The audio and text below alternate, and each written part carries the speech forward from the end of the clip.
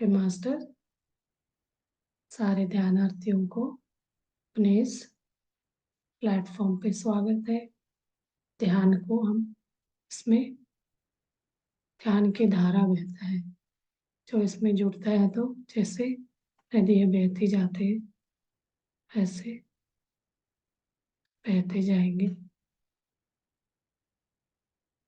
तो इसी का यही हमारा लक्ष्य है, सब कुछ रहे, आनंद में रहे, जीवन में कोई भी कष्ट हमें टच न हो। हम अपने इस आध्यात्मिक पथ पे चलते रहेंगे तो कोई भी चीज़ हमें टच नहीं करेगा। तो आज मैं थोड़ा हट के पूछना चाहती हूँ। हट के क्या है, सबको पता ही रहेगा जब हम उसको, कोई भी चीज़ ऐसे नहीं है मैं अलग से बता रही हूँ, सब इसको कहीं ना कहीं अपनी जिंदगी में सुना रहेगा। हाँ जी, थैंक यू। मैं बहुत दिन से मेरा चेहरा ही देखते रहेंगे, कुछ तो बैकग्राउंड चेंज करने का सोच रही थी, आज मैंने R&D करा फाइनली। ऐसा लग रहा है बिल्कुल कि समुद्र किनारे बैठे हुए जैसे। आप लोग भी इस चीज को फील करिए, समुद्र किनारे बैठे, समुद्र का वेव्स आ रहा है जा रहा है, जैसे समुद्र के वेव्स देख होते हैं, लीजिए, बड़े बड़े ध्यान वेव्स। ध्यान करते करते सुनामी ना आ जाए। ध्यान करते करते सब समुद्र में ना चले जाए। अच्छा है। बढ़िया है, वेरी नाइस बैकग्राउंड। लाइव है, जिंदा है, एक तरह के उस पे, जैसे हम बोलते हैं ना कनेक्ट होना है, फील करना है, वाइब्रेशन कनेक्ट हो रहे हैं, समुद्र का वेव्स अपने तरफ आ रहे हैं जैसे। हाँ जी।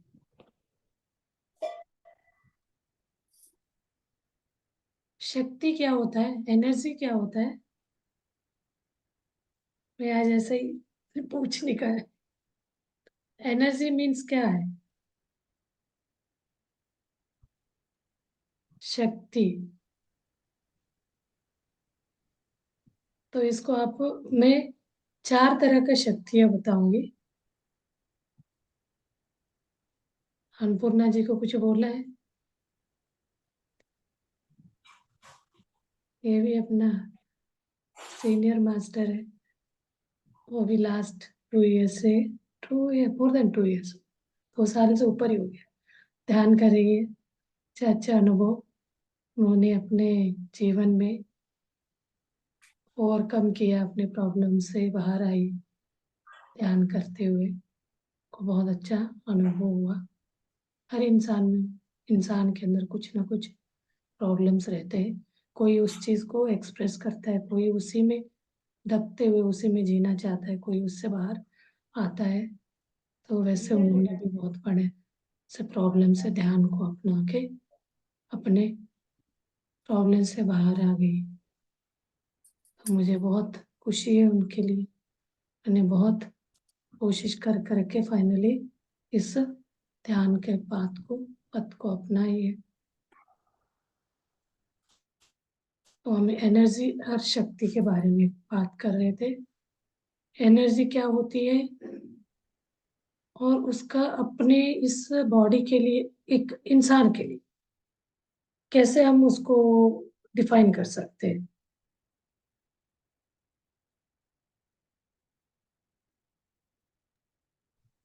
ठीक है, एनर्जी एक तो शारीरिक होता है, एक मानसिक होता है, यानी मेंटल एनर्जी होना चाहिए और एक बॉडी एनर्जी होना चाहिए। तो नॉर्मली एज ए आम इंसान हम ये समझते हैं कि हाँ, बॉडी का एनर्जी, शारीरिक एनर्जी के लिए हमें खाना खाना पड़ेगा, और मानसिक एनर्जी के लिए ठीक है, हाँ, योगा करो या फिर मेडिटेशन करो, ध्यान करो, ये सब मानसिक एनर्जी के लिए हो सकता है। But as a common man हम इतना समझ सकते हैं, बट इससे अलावा कुछ अगर है तो आप समझा दीजिए, बता दीजिए। 4 तरह के एनर्जीज होते हैं। एक, इस जन्म, जो हम इंसान के रूप में जन्म लेके आते हैं तो हमें 4 तरह के एनर्जी के लेवल बोल सकते हैं, या इस एनर्जी से हम कौन से एनर्जी में जी रहे हैं, तो इससे उनका IQ ऐसे सोच वाला है, इसको हम डिफाइन उस व्यक्ति को समझ भी सकते हैं। तो एक अमर जी ने जो बोला सही है, फिजिकल एनर्जी है। फिजिकल एनर्जी में एनर्जी, इसमें जो जीता है तो वो क्या समझता है, फूड, जो हम आहार लेते हैं वही हमारे लिए सब कुछ है। वही अपने फिजिकल मतलब भौतिक शरीर को शक्ति दे रहा है। तो कोई चीज हम कार्य कर रहे हैं तो हमें खाना खाने से वो शक्ति आता है, सोचते हैं, और नींद करने से हमें एनर्जी मिलता है, मतलब शरीर को थकावट दूर होती है। तो ये जो फिजिकल बॉडी में रहने वाला इंसान यही सोचता है, हमें फिजिकल एनर्जी बहुत जरूरी है, उसके अलावा कोई भी एनर्जी नहीं है करके सोचता है। ये एक तरह का कुछ नहीं जानता है, हमारा पर्पस क्या है जीवन का, हम क्यों आए हैं, इसके बारे में कुछ भी नहीं पता। तो एक मटेरियलिस्टिक इंसान का सोच में फिजिकल एनर्जी सब कुछ है, बाकी कोई एनर्जी नहीं है। जैसे जैसे हम इस एनर्जी को डिफाइन करते जाएंगे, समझते जाएंगे, इसमें चार तरह के एनर्जीज है। एक है फिजिकल एनर्जी, ये लेवल 1 मान लीजिए। पहला सोच, जब बच्चा जन्म लेता है तो धीरे धीरे उसको दुनियादारी का समझ आते जाता है, तो सबसे पहले उसको फिजिकल एनर्जी का समझ आता है। तो कोई उसको मारेगा तो उसको फील होता है, दर्द होता है, तो रोने लगता है, तो इसका मतलब फिजिकली उसको समझ आता है। तो दूसरा होता है इमोशनल एनर्जी, ये भी एक तरह का स्टेट है, समझ है। इमोशनल एनर्जी, शक्ति। इमोशनल मतलब जो हम महसूस करते हैं, हमें अच्छा लगना, बुरा लगना, आज बहुत खराब लग रहा है, मुझे बहुत लो फील कर रही हूँ, बहुत मुझे मन अच्छा अच्छा ही नहीं लग रहा है। तो अभी मुझे कुछ कुछ लोग ऐसे कॉल भी कर रहे हैं आजकल, पहले नहीं आता था इतना। तो बोलते हैं मुझे बहुत अच्छा, आज बहुत खराब लग रहा है, तो मैंने सोचा आपसे बात करें। तो इसको क्या, इमोशनल फीलिंग्स, ये energy beyond that physical energy, इससे ऊपर हम सोचने लगते हैं तो हमें इमोशनल एनर्जीज क्या है पता चलता है। इसमें क्या होगा, पॉजिटिव भी रहेगा, नेगेटिव भी रहेगा। नेगेटिव थिंकिंग है तो बहुत ज्यादा हम डिस्टर्ब रहेंगे, पॉजिटिव में थोड़ा खुशी खुशी, बहुत अपने आप में बहुत खुश रहेंगे। कभी लगता है बहुत अच्छा है तो मूड वेट करते कोई आए, मैं इस अपना फीलिंग को, इमोशनल फीलिंग को शेयर करूं। तो ये वाले, और इसमें भी समझ ऐसे आता है, इस एनर्जी को हम पॉजिटिव वाले हैं, नेगेटिव वाले हैं, ये भी हम समझ आता है, डिफरेंट समझ पाते हैं इसमें। इमोशनल एनर्जी में इसको इमोशनल एनर्जी, एक शक्ति और इमोशनल स्टेट। तो हमें, जैसे मैंने एक बार आपको एक क्लास में बताया था, अपने ब्रेन वाइब्रेशंस वेव्स होते, लाइक सेम थिंग, वो अपने जो मेंटल शरीर, मतलब फिजिकल बॉडी और मेंटल, इसमें जो होता है उसके ब्रेन के अंदर का, वो बता रहा था वेव्स को। ये अपने शरीर एनर्जीज तो हम इनटेक करते हैं, उसको हम कैसे यूटिलाइज करेंगे अपने शरीर के ऊपर, उसका इम्पैक्ट कैसे होता है, क्या थॉट प्रोसेस हमारे बनते हैं। तो इमोशनल एनर्जी के बाद थर्ड होता है मेंटल एनर्जी। मेंटल एनर्जी यानी जो भी चीज हम इमोशनली सोच रहे हैं उसके लिए अपना एनर्जी व्यय हो रहा है, तो उस एनर्जी को कंजर्व करना, बचा के रखना। फिजिकल एनर्जी में तो फूड ही एक मेन वो है, साधन है उस एनर्जी को, हमारे सोच के हिसाब से, लो लेवल सोच। तो हम अभी आगे, वही होता है ना फर्स्ट स्टैंडर्ड का, तो धीरे धीरे हम उसको एलैबोरेट समझते जाएंगे तो हमें इमोशनल एनर्जी के बारे में भी समझ आता है। वो एनर्जी हमें थोड़ा सोचने से, पॉजिटिव सोच रखने से, तो आपको तुरंत पता चलेगा ये नेगेटिव सोच कर रही हूँ मैं, इससे मेरा एनर्जी वेस्ट होगा। सोचना उसके बारे में, देखना, इवन हम नेगेटिव चीज को भी देखते जाते हैं, उसको समझते जाएंगे तो उसको देख के सोच के वहां एनर्जी वेस्ट हो रहा है। क्या जो इलेक्ट्रोमैग्नेटिक एनर्जी जो होता है ना, वो एनर्जी, जब फिजिकली हम कैलोरी जो इनटेक करते हैं, वो वाला तो हमें शरीर शरीर के लिए एनर्जी देगा बोला ना, आगे जाके इमोशनल इलेक्ट्रोमैग्नेटिक वाला वो एनर्जी रहेगा, इलेक्ट्रिक एनर्जी। तो वो एनर्जी पॉजिटिव नेगेटिव थॉट से हमें फील कराएगा। मेंटल एनर्जी क्या करेगा, कौन सा हमारा एनर्जी अच्छा है, कौन सा बुरा है, इसको सोचने में हमें हेल्प करेगा। ये एनर्जी ये वाला एनर्जी नेगेटिव है, इससे मेरा एनर्जी लॉस होगा, तो इसको नहीं सोचना मुझे। तो जो पॉजिटिव ही है मतलब हमारा काम का है, तभी क्या होगा, हम अनवांटेड अननोइंगली मतलब हमें ना चाहने वाली चीजों को ब्रेक लगा सकते हैं। ये बच्चों स्टूडेंट्स के लिए बहुत हेल्प होगा ये। तो हम मेंटल एनर्जी, तो ये थर्ड है। बहुत बहुत अच्छा इंसान का सोच है, बहुत अच्छा काम करने का क्षमता है उसके अंदर, तो वो मेंटल एनर्जी लेवल तक अपना एनर्जीज को यूटिलाइज कर रहा है, यूज कर रहा है वाली बात आती है। अब फोर्थ एनर्जी है spiritual energy. Spiritual energy, this is ultimate energy we can utilize, that is called awareness state। Awareness, हम कौन से स्टेट में हैं, अब हमें ये तो क्लैरिफाई कर सकते हैं हम। अभी स्पिरिचुअल मेडिटेशन करना ही अल्टीमेटली हमें स्पिरिचुअल एनर्जी में रहने पे हेल्प करेगा। अवेयरनेस स्टेट में रहने के लिए स्पिरिचुअल एनर्जी यानी मेडिटेशन। मेडिटेशन करने से हम इन तीनों चीजों को समझ के, फिजिकली हमारा वेस्ट कहाँ हो रहा है एनर्जी, वो डिपेंड नहीं करता फूड पे ही। आगे जाके हम इसको अलग अलग इसमें क्लासिफाई करते जाएंगे, तो हम मेंटल एनर्जी और इमोशनल एनर्जी से भी हम अपना एनर्जी को इम्प्रूव कर सकते हैं। फूड के बिना, फूड का इंटेक का कम ही जरूरत पड़ेगा, बिकॉज हम अपना एनर्जीज को बचा के रख रहे हैं।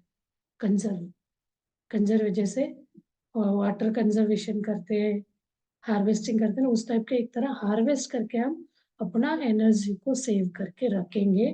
तो हम सेव करके रखेंगे तो हमें फूड इनटेक करने का कम ही जरूरत पड़ेगा। तो ये तीनों चीजों को हम पा सकते हैं इस स्पिरिचुअल एनर्जी को सही तरह के तरीके से यूटिलाइज मतलब करने से, यूज करना है यानी इसमें ये दोनों पॉजिटिव नेगेटिव थॉट्स, अपना सोच, और क्या नेगेटिव सोच आ रहा है उसको ब्रेक लगाना, पॉजिटिव सोच को इनवाइट करना। तो उस स्थिति में रहने के लिए, इस स्थिति में रहने के लिए स्पिरिचुअल एनर्जी हमें हेल्प करेगा। ये शुरू में समझ में नहीं आएगा, इसको 2-3 बार रिपीट सुनेंगे ना, तो आप अपना बुद्धि भी इस पे लगाएंगे तब बहुत अच्छे से आपको समझ आएगा। तो ये जनरल बात को भी लेके आपको किसी को भी समझा सकते हैं इसमें। अब इसको स्पिरिचुअल तक नहीं भी जा रहे हैं, मेंटल एनर्जी तक तो हम किसी को भी समझा सकते हैं, जो नॉन मेडिटेटर है उनको भी समझा सकते हैं। एक बार वो मेडिटेशन लाइन में आएगा, स्पिरिचुअल पाथ में, स्पिरिचुअल पाथ यानी ये नहीं मैं एक चैतन्य शक्ति हूँ समझ, और I am not this body, I am a pure soul, ये अवेयरनेस रहेगा तो हमें मेडिटेशन करते हुए इस अवेयरनेस में हम 100% रहने में हेल्प होगा। अब कुछ ऐसे एनर्जी कोड्स करके भी है बोलते हैं, उसके बारे में मैं रिसर्च कर रही हूँ, पढ़ रही हूँ। ये क्लास आज एक लेडी का बहुत अच्छा समझा रही थी, मैं ऐसे ही काम करते हुए सुन रही थी, अच्छा लगा उनके बातें, तो फिर मैं पूरा फ्री होके इनका मेन मेन पॉइंट्स को नोट कर लिए मैंने, तो अच्छा लगा सुनने में। इसके अलावा भी उन्होंने 7 एनर्जी कोड्स करके बताए, तो उसका मैं समझ के फिर बताऊंगी आप लोगों को। और मुझे ही समझने में थोड़ा सा लग रहा है, तो मैं दूसरी बार को समझी, जब काम करते हुए समझ रही थी नहीं समझ आया, बाद में बैठ के समझी तो समझ में आ गया।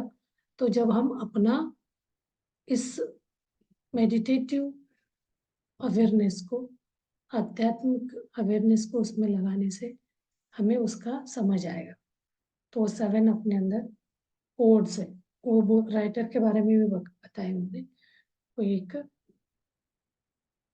और ये सुई सुई करके उनका नाम है, सुई राइटर करके उनको उन्होंने लिखा है। वो बुक। तो उस अच्छा है, तो वो 7 पॉइंट्स को बाद में डिस्कस करते हैं उसके बारे में। अभी इसमें आपको कुछ समझ आया? इसमें कुछ डाउट तो नहीं लगा? पथरी से ना ऐसे जैसे बच्चे स्टूडेंट और टीचर्स के बीच में जैसे होता है डिस्कशन, वैसे ही बताते थे। आज मैं उस लेडी का क्लास सुनी ना, तब मुझे बिल्कुल पथरी सारी याद आए। जैसे वो समझाते, क्वेश्चन करते, सामने वाला कोई नोट करता है तो वेट करते, लिख रहे हैं, लिखिए लिखिए। पथरी जी वैसे लिख लो, आगे काम आएगा, आपको बताना पड़ेगा। कोई एक्शन कर दे, करो करो एक्शन करो, मेरे जैसे हाथ ऊपर खड़े करो, ऐसे बोल। वो भी ऐसे कर रहे थे, मुझे वही पथरी सर याद आ गए। तो ऐसे बहुत लोगों को सिखा के गए बोलते। कोई कोई लोग उनके जैसे ही करते हैं ना, रिप्लिका उनके जैसे ही दिख जाते हैं, तो बहुत कनेक्ट हो जाते हैं। उनका क्लास अच्छा, फर्स्ट टाइम मैंने उनको सुना, कन्नड़ में बता रही थी वो, कन्नड़ का क्लास था वो। चलिए मास्टर्स, कोई इस एनर्जी के बारे में कोई डाउट लगा हमें आपको? हाँ जी। ठीक है, किसी का क्वेश्चन है तो आप कल भी पूछ सकते हैं, कोई दिक्कत नहीं है। हाँ चलिए फिर। तो मैं नेटनेट समरी में मैम ने समझाया कि 4 तरह की एनर्जी होते हैं। एक फिजिकल एनर्जी, जो यूजुअली हमें जो हम लोग खाते हैं या नींद करते हैं या विश्राम करते हैं उससे आता है। और दूसरा बताया उन्होंने emotional energy. Emotional energy means like हम किसी से बात करते हैं तो अच्छा लगता है, तो एक तरह से इमोशनल फीलिंग्स आते हैं हमें, तो वो डेफिनेटली एनर्जी देता है। कई बार हम लोग परेशान होते हैं या निराश रहते हैं, तो कोई अगर हमें अच्छी चीज बताती है तो वो एक तरह से इमोशनल एनर्जी हमें बिल्ड हो जाता है। तीसरा है मेंटल एनर्जी, बताया उन्होंने। तो मेंटल एनर्जी नेचुरली सोच के ऊपर डिपेंड करता है। अगर आप बिल्कुल नेगेटिव थॉट्स को बार बार अपने मन में ले आएंगे तो उससे क्या होता है कि आपका एनर्जी लो होते जाता है।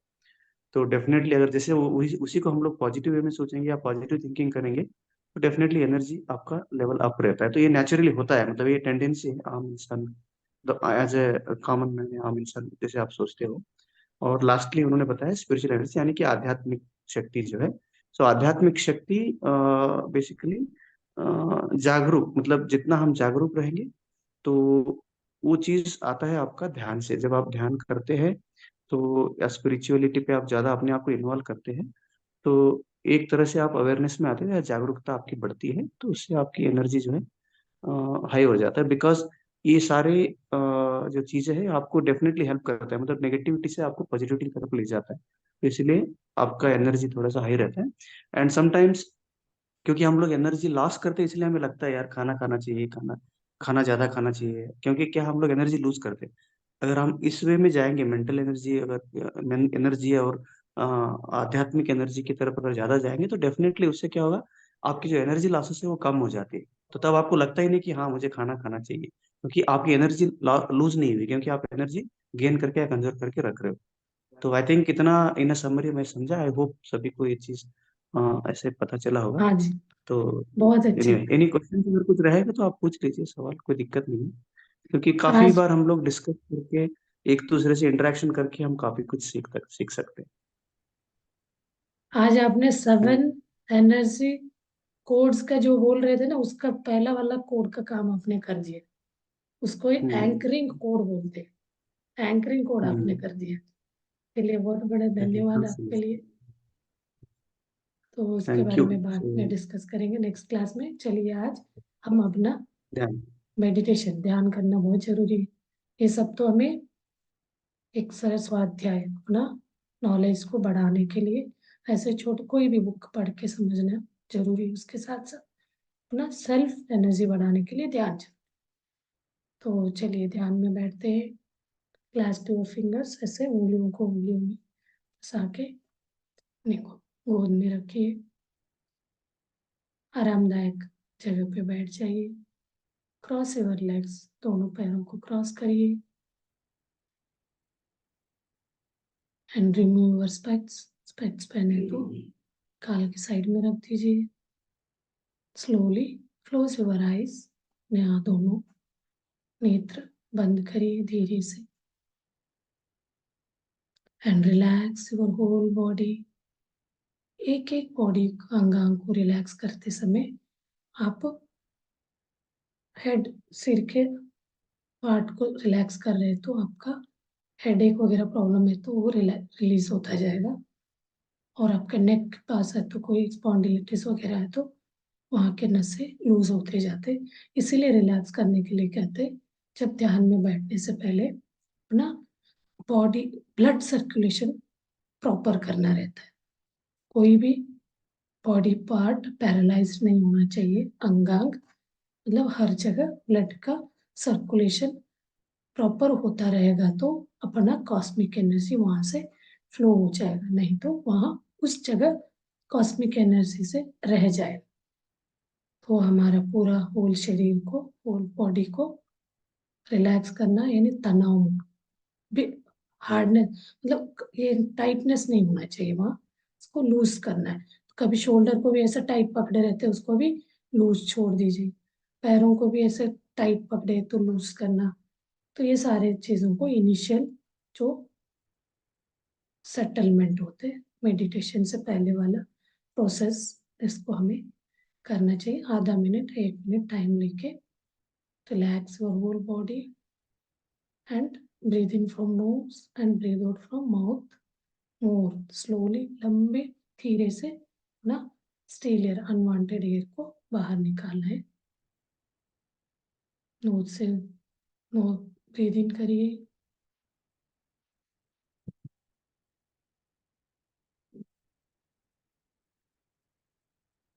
Breathe out from mouth.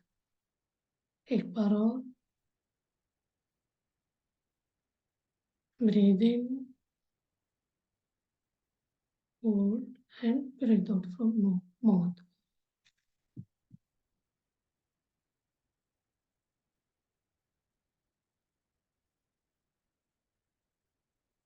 Masters, now start observing your own natural प्राकृतिक श्वास, ब्रीथ, अपना उसिर, ನ್ಯಾಚುರಲ್ ಉಸಿರಾಟ ಗಮನಿಸೋದೆ ಸಹಜ ಧ್ಯಾನ ना प्राकृतिक श्वास को देखते बैठना ही ध्यान स्थिति में आगे बढ़ने का पहला सीढ़ी है। अपना एक एक श्वास को, एक भी श्वास नहीं छूटना चाहिए। जैसे हम श्वास के साथ अनुसंधान हो जाते हैं तो हमारा विचार कम होते होते हम थॉटलेस स्टेट में, ये वाला प्रैक्टिस हमें डेली लाइफ में भी हम अपनाएंगे तो हम अपना श्वास को देखते जाएंगे तो हम ध्यान लगाएंगे किसी पर्टिकुलर काम में, उसमें भी हेल्प करेगा ये। तो हम कोई काम कर रहे हैं तो हम श्वास को देखेंगे ना, उसी काम पे हम स्पीच डिलीवर कर रहे, सही कर रहे, गलत कर रहे, हम गुस्से में हैं, तो गुस्से से तनाव से नॉर्मल में आना, गुस्से से नॉर्मल में आने के लिए हेल्प करेगा। जब हम अपना श्वास को देखने लगेंगे तो हमें पता चल जाएगा मैं गुस्से से बोल रहा हूँ, मैं डिस्टर्ब हूँ, इमीडिएटली हमें एक तरह का अवेयरनेस आ जाएगा, जागृति। तो हम अपना स्थिति को चेंज करने में हेल्प करेगा।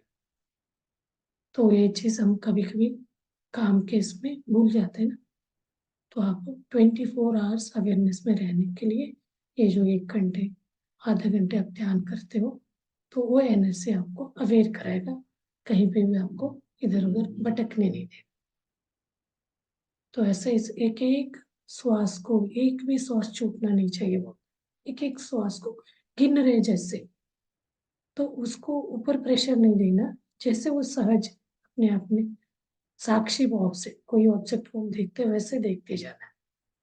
तो उसको देखना मतलब कभी उसके पीछे जा सकते हो, कहाँ तक जा रहा है, कहाँ से वापस आ रहा है। तो इसको एक इन्वॉल्व होके उसको देखते जाएंगे ना, मतलब श्वासानुसंधान, उसके साथ अनुसंधान हो जाएंगे तो हम हर विचारों से मुक्त हो जाएंगे, अपने आप में थॉटलेस स्टेट, जीरो स्टेट, शून्य स्थिति में चले जाएंगे। तो शून्य स्थिति में जाते ही अपना ब्रह्मरंध्र खुल जाएगा। चलिए हम अभी म्यूजिक के साथ अपने इस ध्यान को कंटिन्यू करते हैं।